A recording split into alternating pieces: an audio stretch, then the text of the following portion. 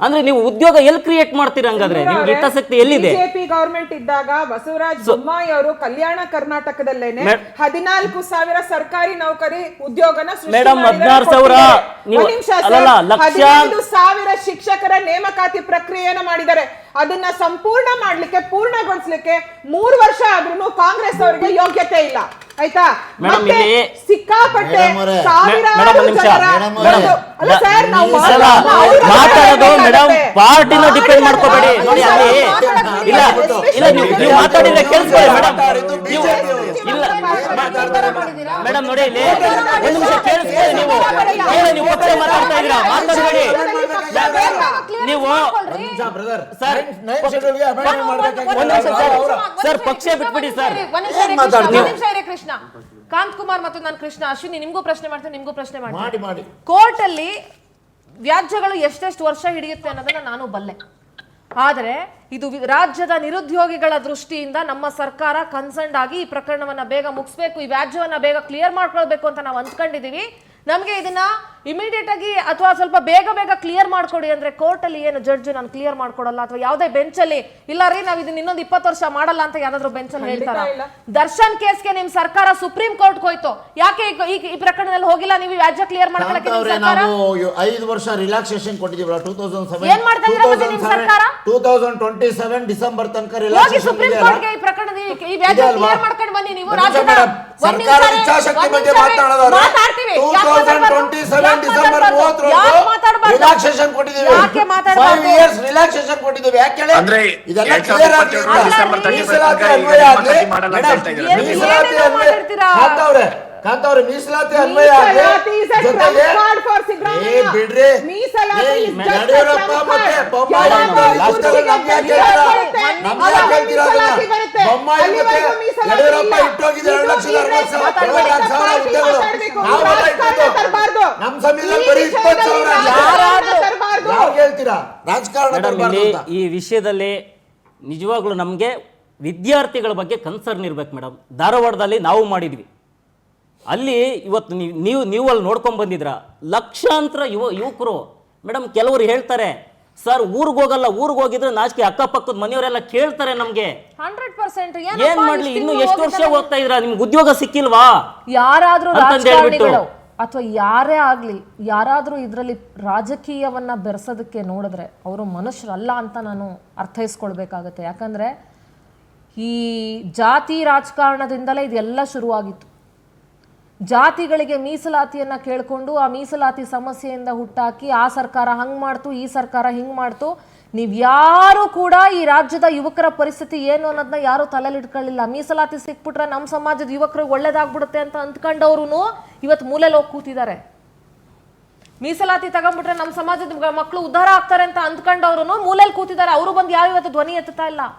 ಅವರು ಯಾರು ಉದ್ಯೋಗ ಸೃಷ್ಟಿ ಮಾಡ್ತಾ ಇಲ್ಲ. We should think of it. ರಾಜಕೀಯ ಬಿಡಿ, ಎಲ್ಲದರಲ್ಲೂ ರಾಜಕೀಯ, ಸಾಯೋದ್ರಲ್ಲೂ ರಾಜಕೀಯ, ಬದುಕೋದ್ರಲ್ಲೂ ರಾಜಕೀಯ, ಹಂಗಾಗ್ಬಿಟ್ಟಿದೆ ಈಗ. ಮೇಡಮ್ ನಾವು ಒಂದು ಸಿಂಪಲ್ 5 ಪಾಯಿಂಟ್ಸ್ ನಾವು ಎತ್ತಿದ್ವಿ. ಏನು ಅಟ್ಲೀಸ್ಟ್ ಎಕ್ಸಾಮ್ಸ್ ಬರೆಯೋ ಅಂಥ ಹುಡುಗರಿಗೆ ಬಸ್ ಫೇರ್ನ ಫ್ರೀ ಕೊಡಿ, ಹೋಗೋದಕ್ಕೆ ಬೇರೆ ಊರಿಗೆ ಹೋಗ್ತಾರೆ ಎಕ್ಸಾಮ್ ಬರೆಯೋದಕ್ಕೆ, ಅವ್ರನ್ನ ಬಸ್ನ ಫ್ರೀ ಬಿಡಿ ಅಂತಂದು ಹೇಳ್ಬಿಟ್ಟು. ಅಥವಾ ನೀವು ಎಕ್ಸಾಮ್ ಫೀಸು ಅವ್ರು 4 ಕಡೆ ಅಪ್ಲಿಕೇಶನ್ ಹಾಕೋದಕ್ಕೆ 4,000 ಮೇಡಮ್. ವಿದ್ಯಾರ್ಥಿಗಳ ಹತ್ರ ದುಡ್ಡು ಇರೋದಿಲ್ಲ, ಅಂಥದ್ದನ್ನೆಲ್ಲ ಫ್ರೀ ಮಾಡಬೇಕಲ್ಲ ನೀವು. ಮಿನಿಮಮ್ ತಿನ್ಸು. ಹಂಗಿದ್ರೆ ನಿಮ್ಮ ಪ್ಲಾನ್ ಏನು? ಪ್ರತಿ ವರ್ಷ ನಿಮಗೆ ಪ್ಲಾನಿಂಗ್ ಇದೆಯಾ? ಎಷ್ಟು ಜನ ಸ್ಟೂಡೆಂಟ್ಸು ಆಚೆ ಬರ್ತಾರೆ, ಅವ್ರಿಗೆ ಉದ್ಯೋಗದ ಪ್ಲಾನ್ ಏನು? ಇಂಡಸ್ಟ್ರಿಯಲ್ಗಳಲ್ಲಿ ಪ್ಲಾನ್ ಮಾಡ್ತೀವಾ? ಈ ಪ್ಲಾನ್ಗಳು ಯಾವ ಪಕ್ಷಕ್ಕೂ ಇಲ್ಲ, ರಾಜ್ಯಕ್ಕೂ ಇಲ್ಲ, ಕೇಂದ್ರಕ್ಕೂ ಇಲ್ಲ ಮೇಡಮ್. ಅದು ಮಾಡಬೇಕು. ಯುವಕರು ಎಲ್ಲರೂ ಕೂಡ ಬರೋದೇ ಮೇಡಮ್ ಅಧಿಕಾರಕ್ಕೆ ಯುವಕರ ಹೆಸರು ಹೇಳ್ಕೊಂಡು. ಯುವಕರು ಈ ದೇಶದ ಭವಿಷ್ಯ ಅಂತ ಹೇಳ್ತಾರೆ. ಎಲ್ಲಿದೆ ಭವಿಷ್ಯ? ಅವ್ರ ಹೆಸರು ಹೇಳ್ಕೊಂಡು ಅಧಿಕಾರಕ್ಕೆ ಬಂದ್ಮೇಲೆ ಆ ಯುವಕರನ್ನ ಮರ್ತು ಒಬ್ಬೊಬ್ರದ್ದು ಒಂದೊಂಥರ ಸ್ಟೋರಿ ಇದೆ ಮೇಡಮ್. ಕೇಳ್ಬಿಟ್ರೆ ಒಬ್ಬೊಬ್ರು ಲೈಫ್ ಒಂದೊಂಥರ ಇದೆ. ಇತ್ತೀಚೆಗೆ ಸೂಸೈಡ್ ಮಾಡ್ಕೊಂಡ್ರು ಒಬ್ಬ ಅಪ್ಪ ಅಮ್ಮ. ನನ್ನ ದಯವಿಟ್ಟು ಕ್ಷಮಿಸ್ಬಿಡಿ. ಯಾಕೆ ಸೂಸೈಡ್ ನಾನೇನು ಕೇಳಕ್ ಹೋಗ್ಬೇಡಿ. ಒಬ್ರಲ್ಲ ಸರ್, ಸುಮಾರು 5-6 ಜನ ಬರೀ ನಮಗೆ ಒಂದೇ ನೋಡಿ. ಹೌದು ಕಂಕುಮಾರ್, ಅಯ್ಯೋ ನನ್ ಒಂದ್ ಎಕ್ಸಾಂಪಲ್ ಒಬ್ಬ ಅಂತ ಹೇಳ್ದೆ, ಇತ್ತೀಚೆಗೆ ಒಬ್ಬ ಅಂತ ಹೇಳಿ. ಆತರ 100 ಜನ ಇದ್ದಾರೆ. ತಂದೆ ತಾಯಿ ಈ ಕಡೆ ಹೇಳಕ್ ಆಗದೆ ಇರೋನಪ್ಪ ಮಕ್ಳು ಯಾರಾದ್ರೂ ಸತ್ತ ಇಲ್ಲಿ ಪಬ್ಲಿಕ್ ಹೇಳಕ್ ಆಗ್ದಿರಾ ಎಷ್ಟೋ ಜನ ಇದಾರೆ ಸರ್ ಇವತ್ತು. ಆ ರೀತಿ ಸತ್ತೋಗಿದ್ದಾರೆ ಇವತ್ತು. ನನ್ ಮಗ ಕಾಂಪಿಟೇಟಿವ್ ಎಕ್ಸಾಮ್ಗೆ ಹೋಗಿ ಒಂದ್ ಜಾಬ್ ತಗೊಂಡ್ಬರ್ತಾನಂತ ಎಷ್ಟೋ ಜನ ಅಪ್ಪ ಅಮ್ಮನ್ ಕನ್ಸಾಗಿರುತ್ತೆ ಇವತ್ತು. ಲಕ್ಷಾಂತರ ಜನ ವಿದ್ಯಾರ್ಥಿಗಳು ಇಲ್ಲಿ ಹಗಲು ರಾತ್ರಿ ಕಷ್ಟಪಟ್ಟು ಓದ್ತಾ ಇದ್ದಾರೆ. ಇವ್ರಿಗೆ ಇವತ್ತು ಸಮಸ್ಯೆಗಳು ನಾನು ಹೇಳ್ತಾ ಇದೀನಿ ನೋಡಿ ಮೇಡಮ್, ಇಲ್ಲಿ ನಿಜವಾಗ್ಲೂ ಈ ಒಂದು ಸಮಸ್ಯೆ ಬಗೆಹರಿಬೇಕಂದ್ರೆ ಇರ್ರೆಸ್ಪೆಕ್ಟಿವ್ ಆಫ್ ಪಾರ್ಟಿ ಇರ್ಬೋದು, ಯಾವುದೇ ಲೀಡರ್ಸ್ ಇರ್ಬೋದು, ಪ್ರತಿ ಒಬ್ರು ನಾನು 1 ವಾರ ಸರ್ಕಾರಕ್ಕೆ ಗಡುವು ಕೊಟ್ಟಿದ್ದೀನಿ ಮೇಡಮ್. 1 ವಾರದಲ್ಲಿ ಏನಾದ್ರು ಇವರು ಈವೆಂಟ್ ಆಫ್ ಕ್ಯಾಲೆಂಡರ್ ಬಿಡ್ಬೇಕು. ಸುಮ್ನೆ ಅತಿ ಶೀಘ್ರದಲ್ಲಿ ಒಂದು ಟ್ವೀಟ್ ಮಾಡೋದು, ಇಲ್ಲ ಅಂತಂದ್ರೆ ಸುಮ್ನೆ ಮಾಧ್ಯಮದ ಮುಖಾಂತರ ಬಂದು ಹೇಳೋದು, ಇದೆಲ್ಲ ಆಗ್ಬಾರ್ದು. ಸುಳ್ಳು ಭರವಸೆ ಕೊಡೋದು ಆಗ್ಬಾರ್ದು. ನಾನು ಒಂದೇ ರಿಕ್ವೆಸ್ಟ್ ಮಾಡ್ಕೊಂತೀನಿ ಈ ಮಾನ್ಯ ಮುಖ್ಯಮಂತ್ರಿ ಸಿದ್ದರಾಮಯ್ಯ ಸರ್ಗೆ, 1 ವಾರದಲ್ಲಿ ನೀವು ಈವೆಂಟ್ ಆಫ್ ಕ್ಯಾಲೆಂಡರ್ ಬಿಡ್ಬೇಕು. ಯಾವಾಗ ನೋಟಿಫಿಕೇಶನ್ ಮಾಡ್ತೀರಾ, ಯಾವಾಗ ಎಕ್ಸಾಮ್ ಮಾಡ್ತೀರಾ, ಯಾವಾಗ ನೀವು ಆರ್ಡರ್ ಕಾಪಿ ಕೊಡ್ತೀರಾ. ಈಗ ಇರೋ 56,000 ಪೋಸ್ಟಿಗೆ ನೀವು ಈ ಕೂಡಲೇ ನೀವು ನೋಟಿಫಿಕೇಶನ್ ಹೊಡ್ಸಿದ್ರೆ, 1 ವಾರದಲ್ಲಿ ಹೊಡ್ಸಿದ್ರೆ ನಾವು ಹೋರಾಟನ ಹಿಂದೆ ತಗೊಂತೀವಿ. ಇಲ್ಲ ಅಂತಂದ್ರೆ ರಾಜ್ಯಾದ್ಯಂತ ಪ್ರತಿಭಟನೆ ಮಾಡ್ತೀವಿ. ನಾವು ಧಾರವಾಡದಿಂದ ಬೆಂಗಳೂರು ತನಕ ಪಾದಯಾತ್ರೆ, ಲಕ್ಷಾಂತರ ವಿದ್ಯಾರ್ಥಿಗಳು ಇರ್ರೆಸ್ಪೆಕ್ಟಿವ್ ಆಫ್ ಪಾರ್ಟಿ ಇರ್ಬೋದು, ಕ್ಯಾಸ್ಟ್ ಇರ್ಬೋದು, ಯಾವುದೇ ಲೀಡರ್ಸ್, ಎಲ್ಲಾ ಲೀಡರ್ಸ್ ನ ಒಳಗೊಂಡಂತೆ ಈ ಒಂದು ಹೋರಾಟ ನಾವು ಮಾಡ್ತಿದ್ವಿ. ಇವನ್ ಕನ್ನಡ ಪರ ಸಂಘಟನೆಗಳು, ಇದು ದಲಿತ ಪರ ಸಂಘಟನೆಗಳು, ವಿದ್ಯಾರ್ಥಿ ಪರ ಸಂಘಟನೆಗಳು ಇರ್ಬೋದು, ಎಕ್ಸ್ ಆರ್ಮಿ ಇರ್ಬೋದು, ವಕೀಲರ ಸಂಘಟನೆ, ಎಲ್ರು ನಮ್ ಜೊತೆ ಬಂದು ಪಾದಯಾತ್ರೆಗೆ ಪಾಲ್ಗೊಳ್ತೀವಿ ಅಂತ ಹೇಳ್ತಿದ್ದಾರೆ. ಹಂಗಾಗಿ ಇವನ್ JDS ಲೀಡರ್ಸ್ ಇರ್ಬೋದು, ಬಿಜೆಪಿ ಲೀಡರ್ಸ್ ಇರ್ಬೋದು, ಕಾಂಗ್ರೆಸ್ ಲೀಡರ್ಸ್ ಹೇಳ್ತಾ ಇದೀನಿ, ಎಲ್ರು ನೀವು ನಮ್ ಜೊತೆ ಕೈ ಜೋಡಿಸಿ. ಯಾಕೆಂದ್ರೆ ಇವತ್ತು ಮೊನ್ನೆ ಸುಪ್ರೀಂ ಕೋರ್ಟೇ ನಿಮಗೆ ಚೀಮಾರಿ ಹಾಕಿದೆ. ಫ್ರೀ ಬೀಸ್ ಕೊಡೋದು ನಿಲ್ಸಿ, ಎಂಪ್ಲಾಯ್ಮೆಂಟ್ ಕ್ರಿಯೇಟ್ ಮಾಡಿ ಅಂತ ಹೇಳ್ಬಿಟ್ಟು. ಫಸ್ಟ್ ಫ್ರೀ ಬೀಸ್ಗೆ ನೀವೇನ್ 2,000-3,000 ಕೊಡ್ತೀರಲ್ಲ, ಅದಕ್ಕಿಂತ ನಾವೇ 2-3,000 ಸೇರ್ಸ್ ಕೊಡ್ತೀವಿ ನಾವು.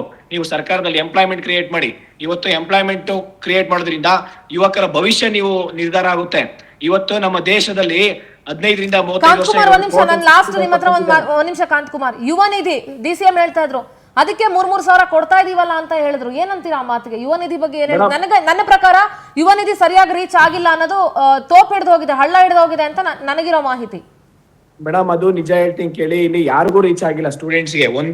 ಆ 3,000 ಅಪ್ಲಿಕೇಶನ್ ಹಾಕ್ಬೇಕಂದ್ರೆ ಒಂದು ಅಪ್ಲೈ ಮಾಡಿ ತಗೋಬೇಕು ಅನ್ನೋದಕ್ಕೆ ಈ 3 ದಿನ ಆಗುತ್ತೆ. 3 ದಿನಕ್ಕೆ ಸಾಲಲ್ಲ 3,000 ರೂಪಾಯಿ. ನಾನು ಹೇಳ್ತಾ ಇದೀನಿ ಮೇಡಮ್, ಆ 3,000ಕ್ಕೆ ಇನ್ನೂ 3,000 ಸೇರ್ಸ್ ನಾವೇ ಕೊಡ್ತೀವಿ ನಿಮ್ಗೆ. ನೀವೇನ್ ಕೊಡ್ತಾ ಇದೀರಲ್ಲ ಆ ದುಡ್ಡು ಕೂಡ ನಿಮ್ದಲ್ಲ, ಮನೆಯಿಂದ ಏನ್ ಕೊಡ್ತಾ ಇಲ್ಲ. ನಾವು ಏನ್ ಟ್ಯಾಕ್ಸ್ ಪೇ ಮಾಡ್ತೀರಾ ಆ ದುಡ್ಡಿಂದ ನಿಮಗೆ ಕೊಡ್ತಾ ಇರೋಂಥದ್ದು ದುಡ್ಡು. ನೀವು ಕೊಡ್ತಾ ಇರೋಂಥ 3,000 ನೀವು 3,000 ಯಾವ ಯುವಕರು ಕೇಳಿಲ್ಲ. ಇಲ್ಲ, ನಾವು ಅವ್ರ ಜೊತೆ ಸದಾ ನಿಲ್ತೇವೆ, ಇರ್ರೆಸ್ಪೆಕ್ಟಿವ್ ಆಫ್ ದ ಪಾರ್ಟಿ. ಇದು ಒಂದು ಯುವಕರ ಒಂದು ಕೂಗು, ಆಯ್ತಾ, ಅವರ ಹಕ್ಕು ಮೇಡಮ್ ಇದು. ಹಾಗಾಗಿ ಒಂದು ಸಮರ್ಥವಾದಂತಹ, ಜವಾಬ್ದಾರಿಯುತವಾದಂತಹ ವಿರೋಧ ಪಕ್ಷವಾಗಿ ನಾವು ಅವರಿಗೆ ಸದಾ ಬೆಂಬಲ ಕೊಡ್ತೇವೆ ಮತ್ತು ಸರ್ಕಾರಕ್ಕೆ ಛೀಮಾರಿ ಹಾಕ್ತೇವೆ. S Krishna, last words on this. Madam, ಒಂದು ಯುವಕರಿಗೆ ಒಂದು ಗೌರವ ಇರ್ತಕ್ಕಂಥ ಉದ್ಯೋಗ ಬೇಕೇ ಬೇಕು. ಜೀವನ ಒಂದು ನೆಮ್ಮದಿಯಾಗಿರ್ತಕ್ಕಂಥ ಜೀವನ ನಡೆಸ್ಬೇಕಂದ್ರೆ ಆ ಹಿನ್ನೆಲೆಯಲ್ಲಿ ಸರ್ಕಾರ ತಕ್ಷಣಕ್ಕೆ ಇಮ್ಮಿಡಿಯೇಟ್ಲಿ ನೀವು ಬರೀ 5,000 ಮಾಡಿದ್ವಿ, 7,000 ಮಾಡಿದ್ವಿ ಅನ್ನೋದು ಬಿಟ್ಟು ಖಾಲಿ ಇರ್ತಕ್ಕಂಥ ಎಲ್ಲ ಉದ್ಯೋಗಗಳನ್ನ ರಾಜ್ಯ ಹಾಗೂ ಕೇಂದ್ರ ಸರ್ಕಾರಗಳು ತುಂಬ್ಕೋಬೇಕು ಅಂತ ನಮಗೆ ಅನ್ಸೋದು. ಕುಮಾರ್, ನಿಮ್ಮ ಲಾಸ್ಟ್. ಮೇಡಮ್, ನಾನು ಇವ್ರು ಹೇಳಿದ ಮಾತನ್ನ ಕೇಳಿಸ್ಕೊಂಡೆ. ಏನು ಅಂತಂದರೆ, ತಾವು ಮಾಡದೆ ಉಳಿಸೋಗಿದ್ದು ನಮ್ಮ ಅವಧಿಯಲ್ಲಿ 3 ವರ್ಷದ ಅವಧಿಯಲ್ಲಿ 20,000 ಹುದ್ದೆಗಳು ಮಾತ್ರ ಖಾಲಿ ಆಗಿರುವಂಥದ್ದು. 2,64,000 ಹುದ್ದೆಗಳನ್ನು ತುಂಬದೆ ಖಾಲಿ ಬಿಟ್ಟೋಗಿ, ಆಮೇಲೆ ಉದ್ಯೋಗ ಕೊಡಿ ಅಂತ ಕೇಳಿದ್ರೆ ಪಕೋಡ ಮಾರ್ಕೊಂಡು ತಿನ್ನಿ ಅಂತ, ಪಕೋಡ ಮಾಡ್ಕೊಂಡು ತಿನ್ನಿ ಅಂತ ಹೇಳಿದವ್ರು ನಾವಲ್ಲ ಮೇಡಮ್. ನಾವು ವಿದ್ಯಾರ್ಥಿಗಳಿಗೆ ನೋವಾಗಬಾರ್ದು. ಆರ್ಥಿಕ ಇಲಾಖೆಯಲ್ಲಿ ಪರ್ಮಿಷನ್ ಬರಬೇಕು, ಜೊತೆಗೆ ಮೀಸಲಾತಿ ಅನ್ವಯ. ಮೇಜರ್ ಪ್ರಾಬ್ಲಮ್ ಇರೋದೇ ಮೀಸಲಾತಿ ಮೇಡಮ್. ಅದನ್ನ ಮಾಡೋದವರೇ ಬೊಮ್ಮಾಯಿ ಅವರು, ಯಡಿಯೂರಪ್ಪ ಬೊಮ್ಮಾಯಿ. ಯೋಗ್ಯತೆ ಬಗ್ಗೆ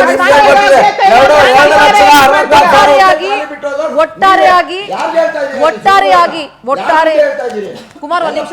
ಕುಮಾರ್, ಆಯ್ತು, ಒಂದ್ ನಿಮಿಷ. ಇಲ್ಲಿ ಯಾರು ಸಜ್ಜನ ರಾಜಕಾರಣಿಗಳು ಯಾರು ಇಲ್ಲ.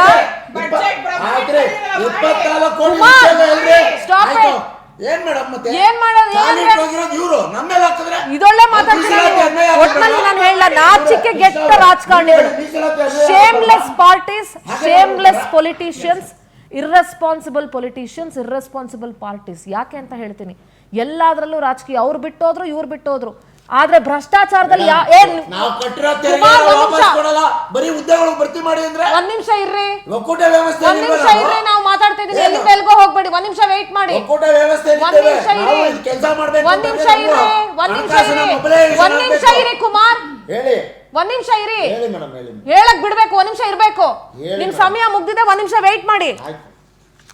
ಯಾವ ಸರ್ಕಾರಗಳಿಗೂ ಯೋಗ್ಯತೆ ಇಲ್ಲ ಅಂತ ಹೇಳ್ತಾ ಇದ್ದೀನಿ. ನಿಮ್ ಪಾರ್ಟಿ ಏನೋ ಬಾರಿ ಇದು ಅಂತ ನಾನು ಹೇಳ.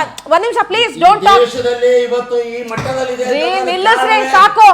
ಕಂಡಿದೀವಿ ನಾವು. 12 ವರ್ಷದಿಂದ ಒಂದೇ ಒಂದು ಉದ್ಯೋಗ ಸೃಷ್ಟಿ ಏನ್ ಮಾಡಿದ್ರು. ನಾನ್ಸೆನ್ಸ್ ಮಾತಾಡ್ತೀರಿ? ಮಾತಾಡೋದು ನಾವು ನಾನ್ಸೆನ್ಸ್ ಏನ್ ಮಾತಾಡ್ತೀರಿ? 2,60,000 ಕುಮಾರ್ ನಾನು ಮುಂದಕ್ಕೆ ಹೋಗ್ಬೇಕು. ವೇಟ್ ಮಾಡಿ, ವೇಟ್ ಮಾಡಿ. ನೀವು ಒಂದ್ ನಿಮಿಷ, ನಿಮ್ ಸಮಯ ಮುಗ್ದಿದೆ. ಇದು ನನ್ನ ಸಮಯ, ನೀವು ಸುಮ್ಮನೆ ಇರಿ. ಮಾತಾಡಿ ಮೇಡಮ್, ನನ್ನ ಕರೆದಿದ್ದೀನಿ, ನಾನು ಹೇಳ್ಬೇಕು. ನಿಮ್ ಸಮಯ ಮುಗ್ದಿದೆ. ಆಯ್ತು ಹೇಳಿ. ನಿಮಗ್ ಮಾತಾಡಕ್ ಕೊಟ್ಟಿರೋ ಸಮಯ ಮುಗ್ದಿದೆ. ಯಾವ ಸರ್ಕಾರಗಳು ಯೋಗ್ಯತೆ ಉಳಿಸ್ಕೊಂಡಿರೋ ಸರ್ಕಾರಗಳು ಏನಲ್ಲ. ಅಂಡ್ ಕಾಂಗ್ರೆಸ್ ಸರ್ಕಾರ ಅಧಿಕಾರಕ್ಕೆ ಬಂದಾಗಿಂದ ಹಳೆ ಬಿಜೆಪಿ ಸರ್ಕಾರದ ಬಗ್ಗೆನೇ ಮಾತಾಡ್ತಾರೆ. ಬಿಜೆಪಿ ಸರಿ ಇಲ್ಲ ಅಂತಾನೆ ಜನ ಅವ್ರನ್ನ ಮೂಲೆಯಲ್ಲಿ ಕೂರಿಸಿದ್ದು. ಅವ್ರು ಸರಿಯಾಗಿ ಕೆಲಸ ಮಾಡಿಲ್ಲ ಅಂತಾನೆ ಜನ ಅವ್ರನ್ನ ಮೂಲೆಯಲ್ಲಿ ಕೂರಿಸಿದ್ದು. ಅದನ್ನ ಅರ್ಥ ಮಾಡ್ಕೊಳ್ಬೇಕಾಗಿರೋ ಕಾಂಗ್ರೆಸ್ ಪಕ್ಷ ಇನ್ನು ಬಿಜೆಪಿ ಬಗ್ಗೆನೇ ಕನ್ಸಲ್ ಕನ್ವರ್ಸ್ತಾ ಕೂತಿದೆ. ಕಾಂಗ್ರೆಸ್ ಬಂದ ಮೇಲೆ ಜನ ಇಷ್ಟು ಸೀಟ್ ಕೊಟ್ಟ ಮೇಲೆ ಏನ್ ಜವಾಬ್ದಾರಿ ತಗೊಳ್ಬೇಕಾಗಿತ್ತು ಅನ್ನೋ ಮಿನಿಮಮ್ ಜ್ಞಾನ ಅವ್ರಿಗೆ ಇರ್ಬೇಕಾಗಿತ್ತು. ಅಟ್ ದ ಸೇಮ್ ಟೈಮ್ ಡೆವಲಪ್ಮೆಂಟ್ಗಳ ವಿಚಾರ ಬರ್ಲಿ, ಕೆಲಸದ ವಿಚಾರ ಬರ್ಲಿ, ಬೂಟಾಟಿಕೆ ಬೇಡ, ಸುಳ್ಳು ಬೇಡ. ಹಿಂದಿನ ಸರ್ಕಾರ ಏನ್ ಮಾಡ್ತೀವಿ, ನಾವು ಹಿಂದಿನ ಸರ್ಕಾರಕ್ಕೆ ತೆರಿಗೆ ಕಟ್ತಾ ಇಲ್ಲ, ಈ ಸರ್ಕಾರಕ್ಕೆ ಸದ್ಯಕ್ಕೆ ತೆರಿಗೆ ಕಟ್ತಾ ಇದೀವಿ. ಕೇಂದ್ರ ಸರ್ಕಾರ ಆಗ್ಲಿ, ರಾಜ್ಯ ಸರ್ಕಾರ ಆಗ್ಲಿ, ನಿಮ್ಮ ಜವಾಬ್ದಾರಿಗಳನ್ನ ಅರ್ಥಕೊಳ್ಳಿ. ಇಲ್ಲ ಅಂತಂದ್ರೆ ಮುಂದಿನ ದಿನದ ಪರಿಣಾಮಗಳನ್ನ ನೀವು ಎದುರಿಸಬೇಕಾಗತ್ತೆ.